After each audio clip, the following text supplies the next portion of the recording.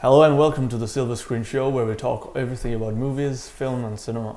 Tonight's episode we're reviewing Coco, the animated flick, as well as Three Billboards. Three Billboards by Ebbing, Missouri. That's the full name, yeah. Yeah, we've got our usual host, Abu, with us, and myself, Mo. So without any further ado, let's get started. All right, let's do. Abu, we've got a short roster today of films. Yes. But I think both of them are really good films. Oh, in fact, both Oscar quality, yeah. sure. In fact, Three Billboards have been named in several places as a big Oscar contender, not just for best film, but also for actors and actresses. So yeah, exactly. Coco, like you've the usual animation storylines, Pixar animation, and so I'd put it in the main category, to be honest. I mean, obviously, it never will. It's not the Oscar bait kind of movie, but let's might as well. Yes. We might as well get into so it. let's get started with Coco, shall we? Yes, let's. Film directed by Lee Unkrich. Yes, he was involved with Toy Story, Monsters Inc. and a few others, as some producers, some directors. But he's been in this Pixar business for a while. Yeah. So why don't you give us a quick overview of what the film is about? So Coco is about a young little Mexican boy named Miguel who has aspirations and dreams to be a musician, but due to his family's past, they've kind of outlawed the whole music thing, and he doesn't really believe in this, and he wants to rebel. And via turn of events, he ends up in the Land of the Dead. I forgot the name of the festival is in Mexican. But it's the Day of the Dead. Day of the Dead. It's the Day of the Dead, the Mexican equivalent is. So he ends up in the Land of the Dead. And the base story basically follows him and his dog Dante as they, travel through this bright and colourful world. And yeah, that's pretty much it without wanting to spoil. That sounds very grim when you say Land of the Dead. How can it be colourful? To be honest, that's what I'm really surprised by this movie. I mean, just because it does deal with subjects such as death and grief and how to cope with people passing away. But the message that the film does have is actually very positive. So the Day of the Dead is about, in Mexican culture, it's basically about remembering people that passed away. Yeah. And every year they believe they come back for that one day to find their meet their living counterparts. I believe. Don't quote me on that. But so this movie I think is wonderfully done. I think it's probably one of the best Pixar movies out of all of them. It's one of the best. I would say it's one of the best. Because remember the last Pixar movie was Cars 3, and that was a bit. So this is a return to form. I mean, what I've got is mostly all green. So I only saw it yesterday, so it's pretty fresh in my mind. Firstly, I would say it's such a colourful movie to look at. It's so vivid and lush. I mean, you think Land of the Dead would be very grim and dark. That's what I would very say, Zack Snyder, black everywhere and grey filter. But no, this is like colours, party. It's like a party atmosphere. It's very, vivid is probably the word I would say. It's just amazing to look at. I think one of the prettiest movies I've seen from Pixar. One of the prettiest Pixar films. That's saying something. The colours are very striking. Yeah, exactly. I'd say it's got the usual Pixar charm. It's got the comedy sidekick in the dog. It's got the sing-alongs. It's got the usual. It's got songs as well. Of course, it's got. It has songs, the music is a very big theme for this film actually. So I mean, the logo is like 2 guitars.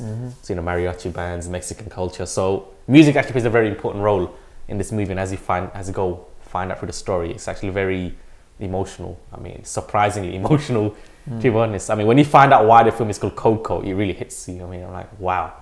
Because I was thinking, why is this film called Coco for? It's like, because I don't know. Let's not spoil it. Though. Exactly, but when he finally drew in the last third, I mean, it's very powerful actually, and I was not expecting the movie to hit you that hard. So the last third of the film is very good as well. The last third is amazing. That's not really. I mean, the first third is a bit slow in a sense. You're not really too sure where the film is going. I'm like, what's happening here? Does he die and end up in Land of the Dead, or does this happen? But you're not really too sure. Like, how does the story unfold? But it's setting the scene. It's setting it exactly, but there's no real clear you don't really know what's going to happen exactly. So kind of I'm not too sure what to expect. Is it a comedy? Are there lots of comedy in it? Yeah, I mean, there's a lot of comedy in it. I mean, there is he meets a character called Hector, who's like the comedy side guy. So he's the one who guides him through the Land of the Dead as an accomplice. So he's got his own reasons. He's a skeleton guy. It's all skeletons. I mean, it could be a very morbid, topic, but it's done very well. I mean, everyone knows all skeletons are all dead, but the film does it in such a nice way. You don't really. It doesn't really show death as a bad thing. It shows you how.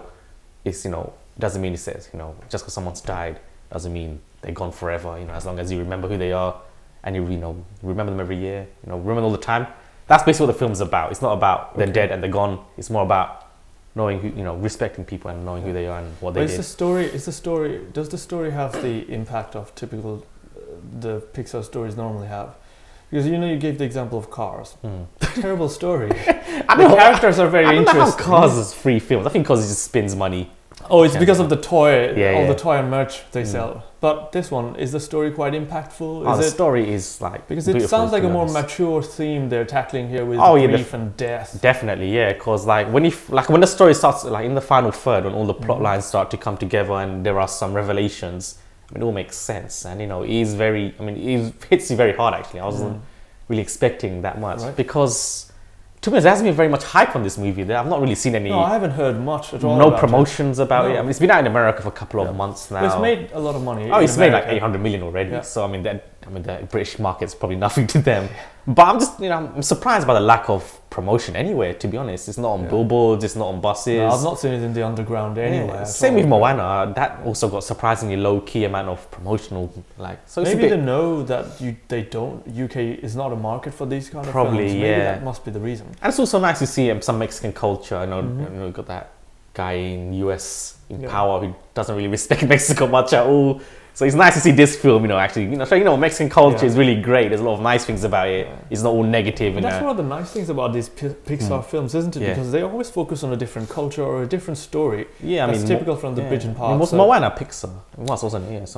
Well, Disney and Pixar are both the same company. So that looked at Polynesian culture. It brings these different cultures into perspective. Because Coco doesn't really have a selling point. It's not really like you see Monsters Inc., you know what that's about. You see Cars, you know what that's about. You see Finding Dory, you know what that is about. With this one, I think you have to watch it to really get it. You can't really explain to them. Right. The best I could say is it's a kid that goes on a journey. Is it the kind of films that adults will enjoy as well? Adults will love it. I think that's like the final third. Adults will probably find more emotional than kids because it deals with death and grief. And it's something an adult would, understand more. You've told us why the film is so good. Are there any points that you didn't like in the film? Yeah, so what I've got here is I can't really say much against it, to be honest. It is a very well-made film. The music's great, the picture, it looks great, the storyline's great. But if I could say something, is that first third is a bit slow to get going. I'm kind of like thinking, okay, when's it gonna kind of kick off? Die already? Yeah, when is this gonna happen? When is it gonna get into second, third gear? But that's just, as you said, it's building up a storyline and background. So, and of course the second 2/3 make up for it more than enough. So you can't really say against. And probably, this is more of a personal thing. Like if you like a villain in a storyline, if you like an antagonist, this really doesn't have. It has a slight antagonist, but it's not a massive one. Okay. And there really isn't any of that kind of angle to it. So if you like a film where you like a clear protagonist antagonist, dynamic. Right. This film doesn't really have it in that sense. So we were complaining about Jumanji, that Jumanji had a irrelevant or unnecessary exactly. Whereas this one, they didn't. In Jumanji, it felt like they added it just for the sake of adding it, where it could have worked with that. But here, it doesn't really have one. So I'm just saying, if someone wants a movie with, if someone is going with that expectation, like if you're expecting like there to be like Miguel as a good guy and some evil force there's none of that involved. There is slightly, but it's more of a side story. But apart from that, it's really too fresh in my mind to criticize. Right. And I think it's a great film. I think it's definitely should get an Oscar for. Really? Yeah, definitely. Like best animated flick. What else was out this year too? I can't really think of anything. No, neither can I. What else was this year? I can't remember what better animated films I've watched. Disney? I'm trying to. Last year was very strong. You had Kubo, you had Moana, you had Zootropolis. Finding Dory as well. Finding Dory. This year. Last year was a very strong year. I honestly can't remember. I'm trying to think. There must be one movie we can put. Let me look it up. Do not use IMDb. It's like, what? There must be another Pixar movie. Animated films 2017. Well, these days of Marvel, everyone goes for these high-budget action flicks. But you had something called Captain. Oh, you have Lego Batman film. Lego Batman film. That was a good film. Lego Batman film was fun, but that was a strong one. Yeah. And you obviously had Boss Baby. I actually did not watch that. Apparently, it's not too bad, but so I didn't realize this, but you had the Lego Batman film as well as the Lego Ninjago movie last year, 2017. I thought Ninjago wasn't as good a film. Batman was great, but I think Coco has a far more emotional punch to it. So hopefully it does win it. Yeah, so that's pretty much all I can say for that. If would you recommend people go watch it? Definitely, you Definitely love it. sounded I'll like say it. definitely. I mean, I really enjoyed it because I really went in with not much expectation. Because obviously I've not seen, like I said, there's not been much about it around in general. So I thought, let me go and see it. I've heard a lot about it. It's been out for a few months. Yeah, big buzz in America, but I say definitely go check it out. You'll love it. sounds good. That wraps the first review. Yeah. Our next review is Three Billboards by Ebbing, Missouri. It's a film with a very awkward name. Three Billboards to his friends. Yeah, well, it's actually Three Billboards outside, not by Ebbing, Missouri. I'm sorry. You watched this film today as well. Well, it only just came out. Yeah. But well, in the UK at least. I thought this was one film I wish I'd seen back in 2017. Before the year ended, so I could put it in my top 5. Because this now is in my top 5. I've heard a lot about it actually, so Yeah. it was on one of my lists. But I thought if you're gonna watch it, I'll watch it next Yeah, week. the film is directed by veteran Irish director playwright Martin McDonagh. He did In Burgess. I don't know if you've seen that. Colin Farrell. Yeah, ages ago, yeah. I can't remember the. Is other it In guy's Bruges? name. You mean? In Bruges, In yeah. Bruges, like In Burgess. Yeah. Yeah. Allow my. I did recall that pronunciation. movie. Yeah. But That was a very good film. So he does black comedy very well. This film is a black comedy in its genre, but it's not meant to cater to the black comedy people, black comedy crowd. Right. Instead, this film is about more about grief, loss, to an extent like Coco, but it takes a different angle to it because it goes on. So the main premise of the film is Mildred, played by Frances McDormand, who's apparently got an Oscar nod for this. Like, she's highly tipped. 100%, Highly tipped for 100% hope she gets it because I couldn't imagine someone else playing it any better. But yeah, so Mildred, played by Frances McDormand, she has lost her daughter, who was raped and killed. First question: is this based on a true story or is it purely fictional? I'm not really too sure. Usually these films are based on something. No, I don't think this is fair based enough. on it. But if I'm mistaken, my apologies. But yeah, this film, the mother has just lost her child. Well, not just lost her child. She was raped and killed. But the police in the town, and it's a really small local town, either doesn't have the resources or just doesn't know how to get someone because the body was burned and there wasn't any evidence. Like a technical case and there's a lot of manpower, I'm assuming. Yeah. They're just like a small town. However, the chief of the police is a really good guy, played by Woody Harrelson. And he's a well-respected police officer, police chief in the town.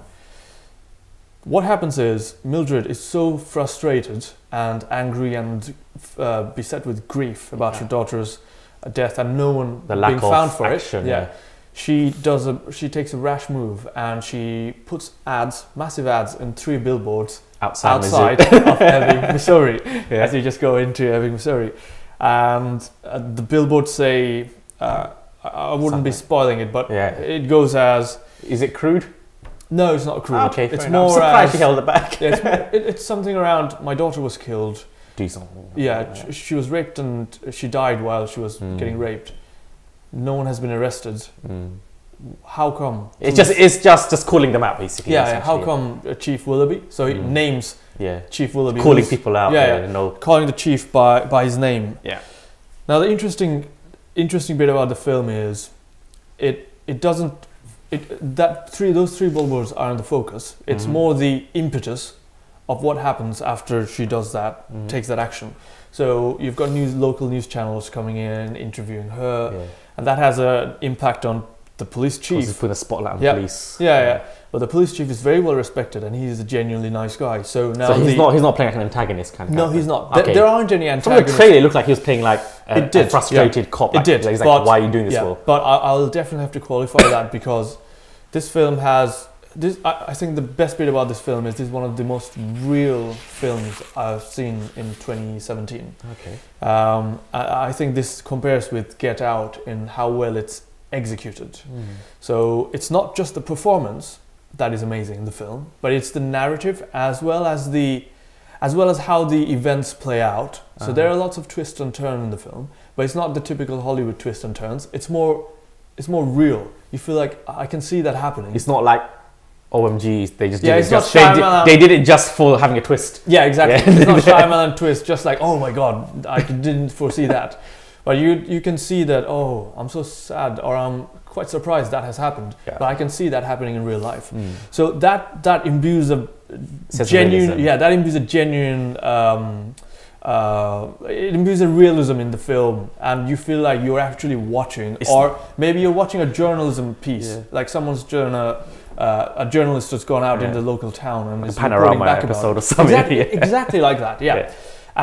That just makes that film instantly so visceral. This is it's not a slow film, but the subject matter can be very slow. It's down to earth. Yeah, you can think that the subject matter is slow because daughter is already dead. There aren't any action sequences in the film, but this film is so well paced, and it just goes to show how a good director can make a good film. Running time 1 hour, about 2 hours. So about 2 hours, but like Jumanji, you don't feel 2 hours is a general film. because there are so many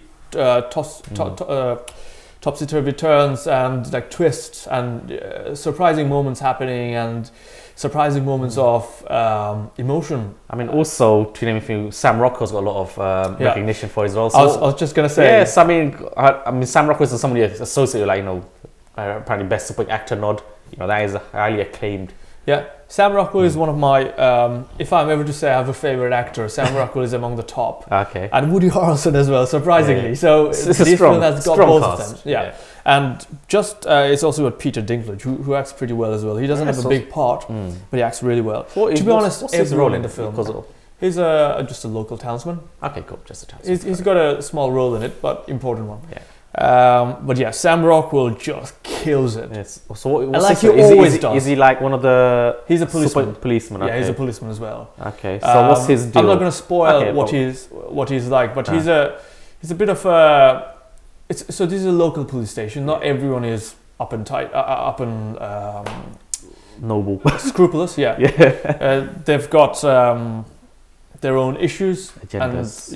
And you can see what this film doesn't do is only portray someone as an antagonist, only portray someone as, oh, he's just a vile character. So everyone has the good and bad, you know. Everyone has lived. There's no clear cut like agenda like this. No. I'm assuming what's the character's name? What's the lead character's name? Sorry. What's the lead lady's name? You said Mildred. So I'm assuming like she does have some. Does she do any bad actions as well? Like, or they're all like. She does to an extent. I'm assuming because she's so frustrated. Exactly. So she's not all like a all out, you know, good guy. Like she has her own skewed morals. That's an interesting thing. So even before her daughter died, the family wasn't a very well-to-do family. They were quite poor, almost shabby to some respect.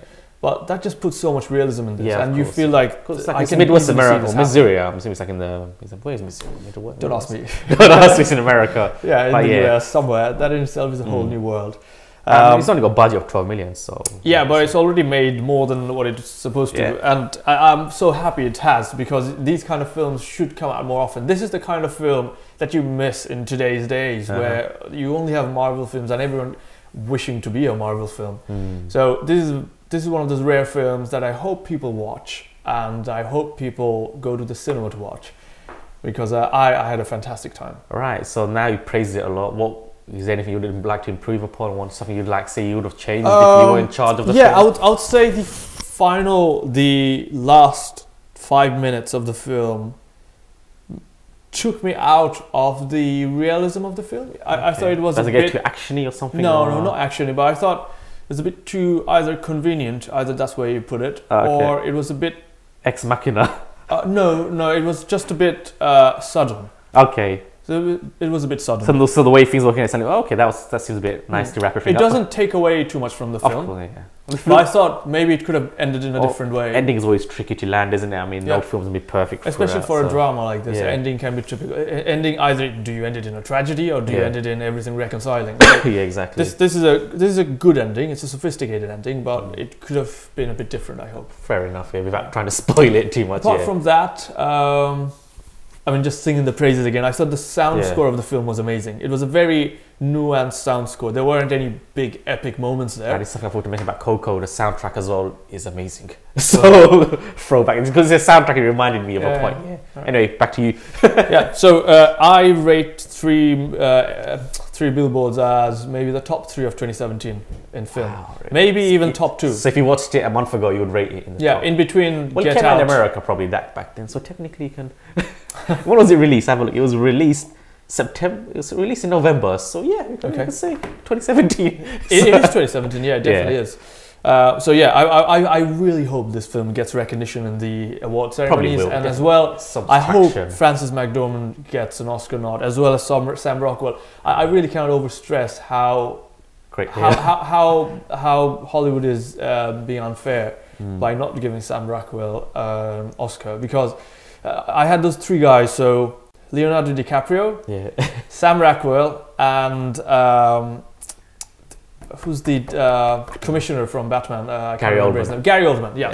So hopefully Gary Oldman gets it for Darkest Hour, and Sam Rockwell. Such an Oscar bait movie, but it's probably going to be great. But it just feels like, oh yeah, I can see he wants an Oscar now. Hopefully Rockwell for this film, making up for Moon. I don't know if you've seen Moon. If Moon, he really should have got the Oscar, but anyway, Sam Rockwell. Oscars is a thing, man. It's down to some random community of people who really don't know about movies, like not really in the like old middle-aged people who just like make this decision. They've got their own agenda. Exactly. So no, you don't want to overhype the Oscars too much, but actually that makes a big deal though to these guys' careers, man. If you get even if a nomination, that stays with you for the rest of your life. You know, you're nominated.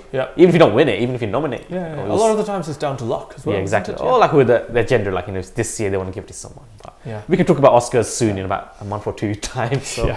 But Woody Harrelson as well, man. I just love that guy. He's one of those genuine actors who knows how to act. He was amazing in War for the Planet of the Apes. He was amazing in everything. That Zombieland.